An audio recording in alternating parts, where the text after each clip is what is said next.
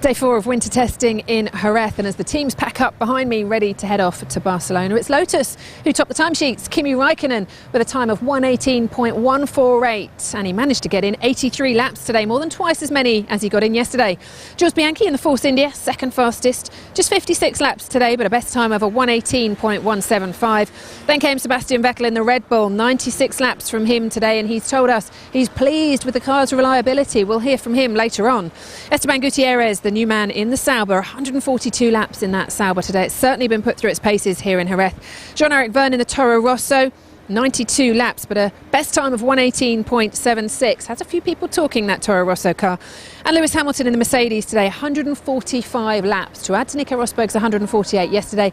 And Mercedes a lot happier than they were 48 hours ago. Well, here is the story of day 4 winter testing in Jerez. It's been good to get some laps in, and obviously yesterday Nico got 148 laps, I think. So I think that's the most I've ever seen. So it's encouraging for the guys, and today to get some running in, it's great to start to get a feel of the car.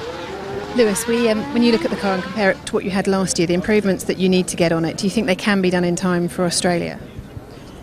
Well, before Australia, I don't know. I mean, I don't know if people fully understand the development process, but the guys are obviously working the wind tunnel every day, and we have a package that we'll have for the first race, which is probably being signed off right now. So whatever they find over the next several weeks perhaps won't be in there in the first race, but it'll be the week the races after. So but I was just saying that I feel like we're not starting at a bad place, so it's definitely must be a big improvement for them.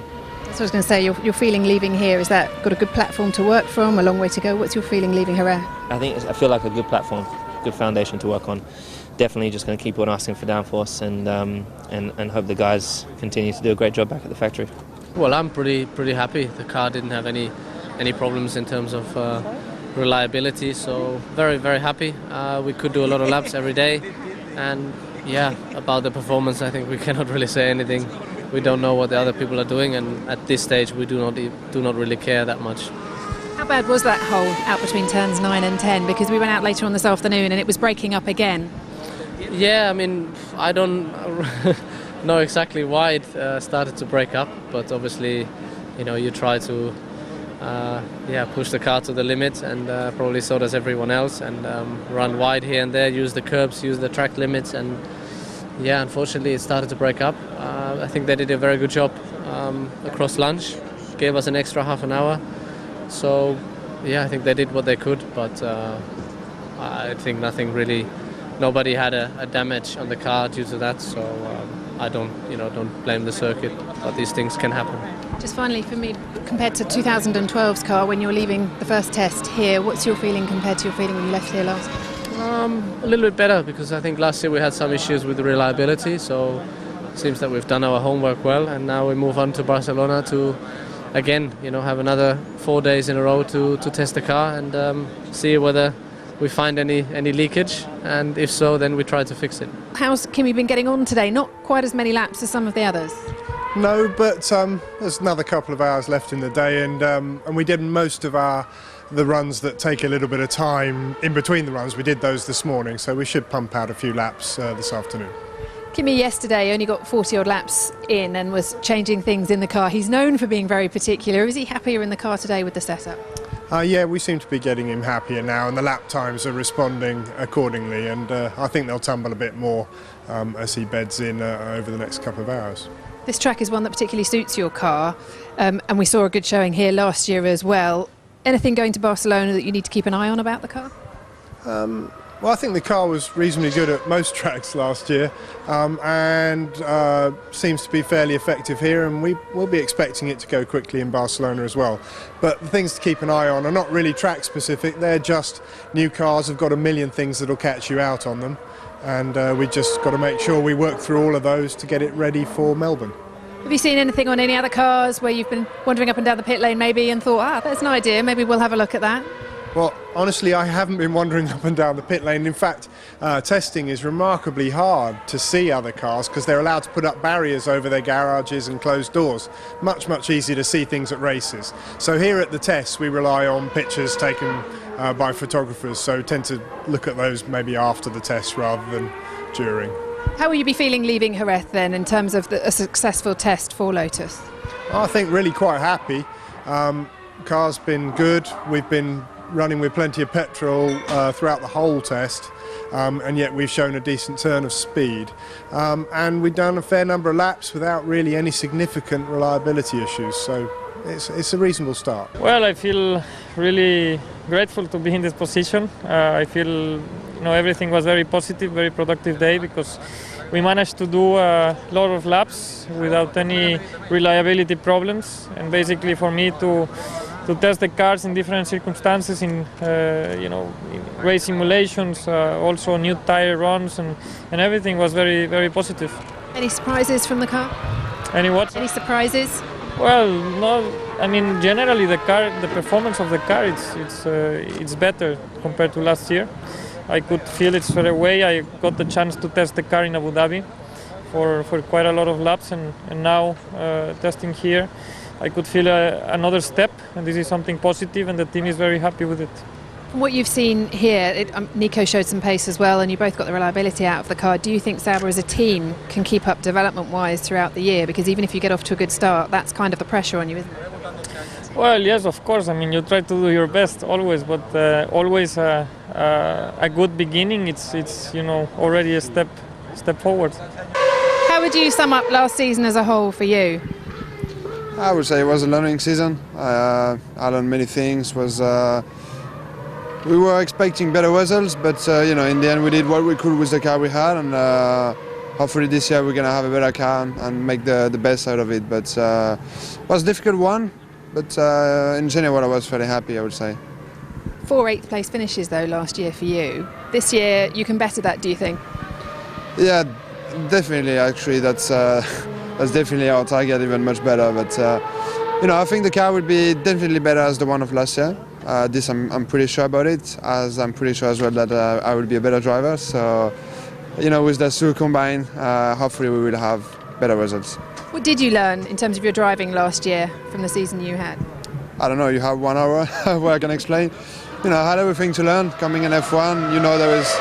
It's a really difficult category, and you have so many things to learn that you don't even learn everything in 1 year. You need a few years to get to know everything. So I think my learning process is still on, but now it is much more into details, which I think will help me.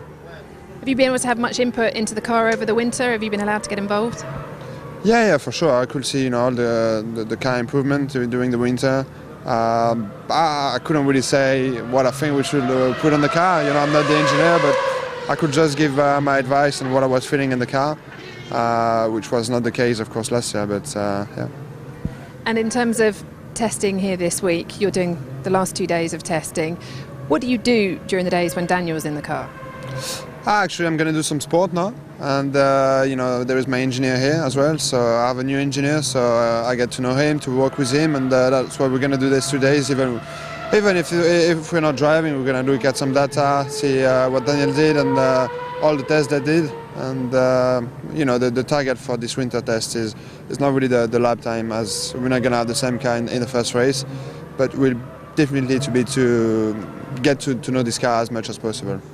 Do you feel any pressure, Red Bull Young Drivers Programme bringing you through? Do you feel any pressure on your extra pressure this year? Now that you've had a year racing, do you feel extra pressure this year to prove yourself, to make a step up?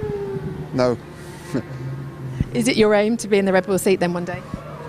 Yeah, for sure. My aim is to be one day world champion, and I think it's going through Red Bull that I'll be able to do this. So, the pressure, of course, there is always pressure from Red Bull, from everybody, but the pressure that comes first is mine. I'm not here just to be one driver of the field, but I want to be one day the driver, and I know right now it sounds a little bit ridiculous, but I'm here to learn and to show my potential as well, and hopefully we can have the car this year for this. So Valtteri, how would you sum up the test for Williams? Was it the right decision, and we don't actually know whether the team had a choice or not to bring or not to rush the new car to get it here? We'll see if it was the right direction during the season, I think. But that was the plan always, to bring the car for Barcelona so we can develop the model in the wind tunnel a bit more for the Melbourne package. So it's been a plan, and we will see if it works. It looked by the times that you were never close to getting into a really quick, maybe an 18 or a 17 lap time for the whole test. Why is that? Well, I think there's a simple reason that the physics still exist. If you have a lighter car with less fuel, it goes a bit quicker. So. Okay, that's good. At least it explains some of the times. And what do you still need to learn about the tyres, or do you feel you've got everything out of the old car that you need to? And what will Barcelona Test 1 hold for you?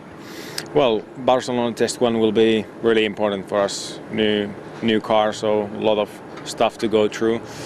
But this test here was still really valuable to get to understand the tyres, because the condition was maybe not ideal for tire testing, but it's same for everyone. But we managed to test a lot of new parts in the old car here that we gathered some really good data, and we have quite a good understanding now which direction to push for and which kind of parts to put in. So now let's hear from Kimi Räikkönen. Kimi, can I ask you, top of the timesheets today and twice as many laps as yesterday, are you leaving Jerez a happy man?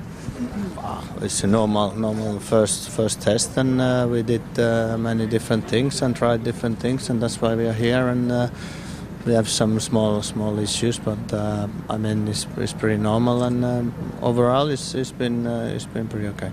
Better day than yesterday for you today in the car? Different. I mean, yesterday was okay. I mean, we did more or less what we could, and we sorted out certain issues with the seat and driving positions, and tried different things. And today we kept doing the same things and improve the situation. The car feels good, so not bad stuff. Just finally, the track traditionally here suits the Lotus. It did last year. Are you confident, though, you can carry this through to Barcelona now? I mean, we were good in Barcelona last year. We were pretty good everywhere where we went last year, so I don't see why we shouldn't be okay on other places. But like I said, it's the early days and we have no idea what the others are doing, but we're pretty happy how things are going, and we will see in 1 month where we're going to be. Thanks very much, Kimi. Thank you. So as Kimi leaves us now, the next time we see him, that will be in Barcelona too. That's it for winter testing in Jerez, pre-season winter testing. You can catch up with all the testing in Barcelona in 10 days' time on Sky Sports News with updates and on Sky Sports F1 HD.